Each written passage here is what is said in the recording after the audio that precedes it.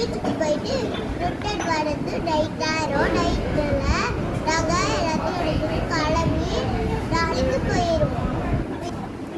நேற்று வீட்டுக்கு வந்தோம். நேற்று வந்து எங்கள் வீட்டில் இருந்து வேளாங்கண்ணிக்கு வந்தோம்.